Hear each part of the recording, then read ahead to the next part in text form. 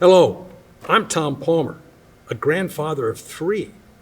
I'm here with a story about an elephant up in a tree.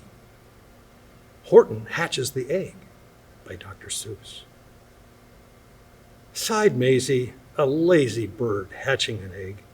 I'm tired, I'm bored, and I've got kinks in my leg from sitting, just sitting, day after day. It's work. How I hate it. I'd much rather play. I'd take a vacation, fly off for a rest. If I could find someone to stay on my nest. If I could find someone, I'd fly away, free. Then Horton, the elephant, passed by her tree.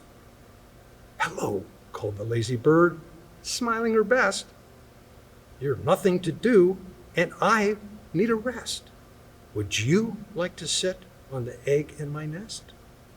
The elephant laughed. Why, of all silly things, I haven't feathers. I haven't wings. Me? On your egg? Why, that doesn't make sense. Your egg is so small, ma'am, and I'm so immense. Tut, tut, answered Maisie. I know you're not small, but I'm sure you can do it. No trouble at all. Just sit on it softly. You're gentle and kind. Be a good fellow. I know you won't mind. I can't, said the elephant. Please, begged the bird. I won't be gone long. I give you my word. I'll hurry right back. I'll never be missed. Very well, said the elephant, since you insist. You want a vacation? Go fly off and take it. I'll sit on your egg, and I'll try not to break it. I'll stay and be faithful. I mean what I say. Toodaloo, sang Maisie, and flew right away. The first thing to do, murmured Horton. Let's see. The first thing to do is prop up the tree and make it much stronger. This has to be done. Before I get on it, I must weigh a ton. Then carefully, tenderly, gently he crept up the trunk to the nest where the little egg slept. Then Horton, the elephant, smiled. Well, now that's that. And he sat, and he sat, and he sat, and he sat. And he sat all that day, and he kept the egg warm. He sat all that night through a terrible storm. It poured, and it lightened. It thundered, it rumbled. This isn't much fun, the poor elephant grumbled. I'd wish she'd come back, 'cause I'm cold and I'm wet. I hope that Maisie bird doesn't forget. But Maisie, by this time, was far beyond reach, enjoying the sunshine way off in Palm Beach, and having such fun, such a wonderful rest, decided she'd never go back to the nest. So Horton kept sitting there day after day, and soon it was autumn. The leaves blew away, and then came winter. Oh, the snow and the sleet, the icicles hung from his trunk and his feet. But Horton kept sitting, and he said with a sneeze, I'll stay on that egg, and I won't let it freeze. I meant what I said, and I said what I meant. An elephant's faithful, 100%. So poor Horton sat there the whole winter through. And then came springtime, with troubles anew.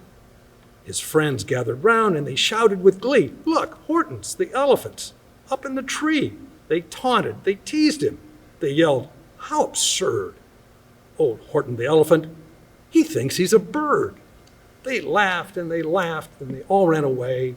And Horton was lonely. He wanted to play.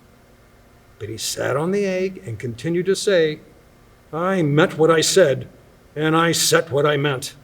And an elephant's faithful, 100%. No matter what happens, this egg must be tended. But poor Horton's troubles were far from ended. So while Horton sat there, so faithful, so kind, 3 hunters came sneaking up softly behind. He heard the men's footsteps. He turned with a start. 3 rifles were aiming right straight at his heart. Did he run? He did not. Horton stayed on that nest. He held his head high, and he looked at the hunters, as much to say, "Shoot if you must, but I won't run away. I meant what I said, and I said what I meant." And an elephant's faithful, 100%. But the men didn't shoot, much to Horton's surprise. They dropped their 3 guns, and they stared with wide eyes. "Look," they all shouted. "Can such a thing be? An elephant sitting on top of a tree." "It's strange, it's amazing, it's wonderful." "No, don't shoot him, we'll catch him. That's just what we'll do. Let's take him alive. Why, he's terribly funny. We'll sell him back to home, to a circus for money." And the first thing he knew, they built a big wagon, and with ropes on the front for the pullers to drag on. They dug up his tree and they put it inside, with Horton so sad he practically cried. "We're off," the men shouted, and off they all went, with Horton unhappy, 100%.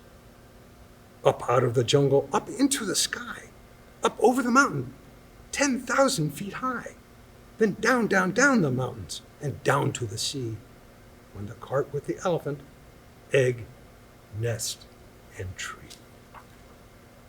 Then out of the wagon and onto a ship, out over the ocean. Oh, what a trip.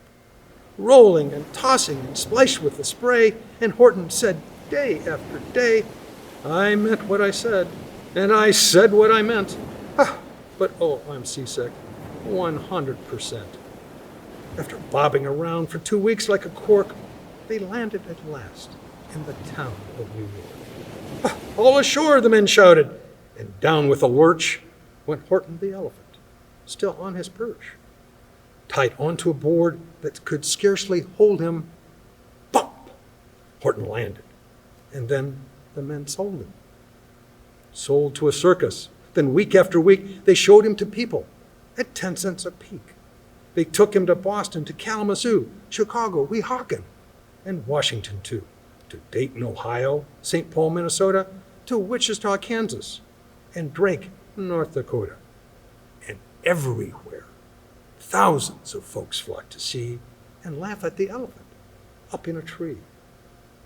Poor Horton grew sadder the farther he went, but he said as he sat in the hot, noisy tent, "I meant what I said, and I said what I meant." An elephant's faithful, 100%. Then, one day, the circus show happened to reach a town way down south, not far from Palm Beach, and waddling along up high in the sky, who of all people should chance to fly by but that good-for-nothing bird runaway Maisie, still on vacation and still just as lazy. And spying the flags in the tents just below, she sang out, "What fun! I'll go to the show." And she swooped from the clouds through an open tent door. "Good gracious," gasped Gacy, "I've seen you before." Poor Horton looked up, his face white as chalk. He started to speak, but before he could talk, there rang out the noisiest, ear-splitting squeaks from the egg he'd sat on for 51 weeks.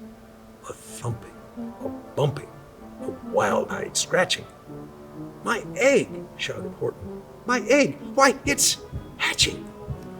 "But it's mine!" screamed the bird when she heard the egg crack. The work was all done. Now she wanted it back. "It's my egg," she sputtered. "You stole it from me. Get off my nest and get out of my tree." Oh, poor Horton backed down with a sad, heavy heart. But at that very instant, the egg burst apart, and out of the pieces of red and white shell, from the egg he'd sat on so long and so well, Horton the elephant saw something whiz.